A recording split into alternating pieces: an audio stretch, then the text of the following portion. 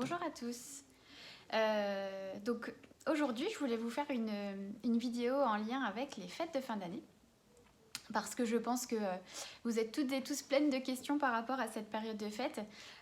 Donc je vais commencer la vidéo en vous disant, en vous donnant des petits exemples de ce que vous pouvez penser.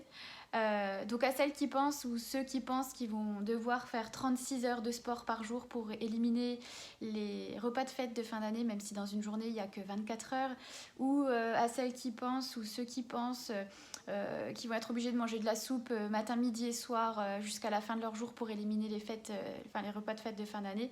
Je vous le dis tout de suite, vous avez tout faux. Et surtout, je caricature, mais bon, vraiment, c'est un petit peu ce qu'on entend et ce qu'on voit. Oh, je vais être obligée de faire une cure détox en janvier pour éliminer les déchets, les toxines que j'ai accumulées sur les repas de fête. Ça va être aussi un peu, on le voit le mois de janvier après les fêtes, ça va être l'explosion des régimes, des cures, des box détox. Enfin, vraiment, on va encore voir pulluler tous ces trucs de compléments alimentaires qui ne servent à rien, à part vous pomper du fric, parce que je suis désolée d'être crue, mais c'est tout ce que ça fait. Donc voilà, je voulais revenir sur les repas de fête de fin d'année et vous rassurer un petit peu.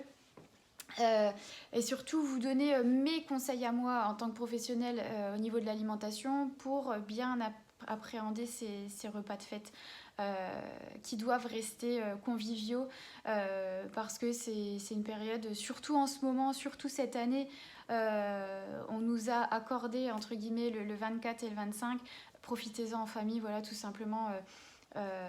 Pour vous ressourcer quand même sur ces 2 jours-là et pour profiter des repas de fête.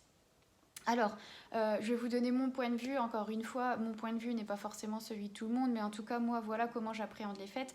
Je vous le dis souvent, pour moi, les repas de fête, bien souvent, ce sont des choses qu'on ne mange qu'à cette période-là de l'année et que sur ces repas-là. Donc, pour moi, c'est important de prendre du plaisir à manger tous ces produits-là qui sont un peu exceptionnels.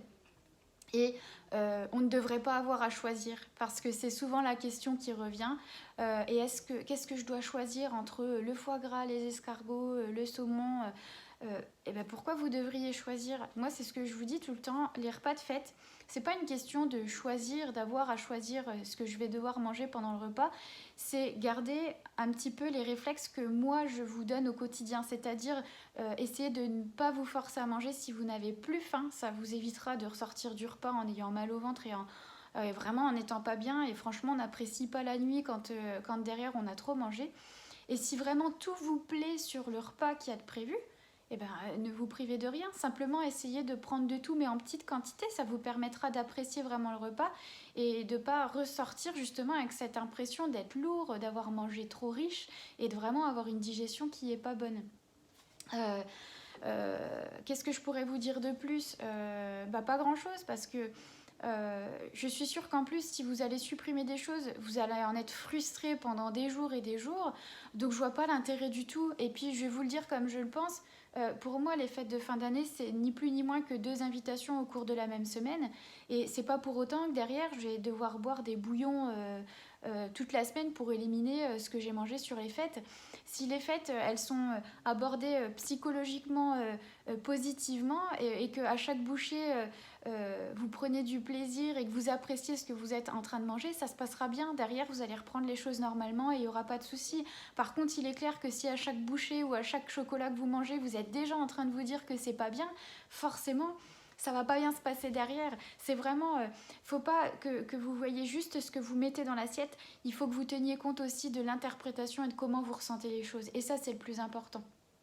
Donc voilà, j'ai pas grand chose à vous dire de plus. En général, les gens qui mangent avec compulsion sur les fêtes, c'est des personnes qui ont été très frustrées durant toute l'année, qui se sont interdit des choses et où c'est vraiment la débandade sur les fêtes de fin d'année.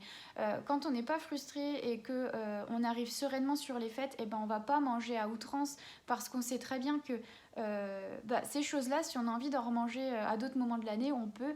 Et du coup, on aborde les choses d'une façon positive positive et on ressort pas de table en se disant oh là là, j'en peux plus, j'ai trop mangé, c'était trop. Voilà. Écoutez, malgré le contexte, je vous souhaite vraiment à tous de passer des belles fêtes de fin d'année. Prenez du plaisir à manger et prenez du plaisir en famille. Et puis je vous dis à l'année prochaine. Bonne journée!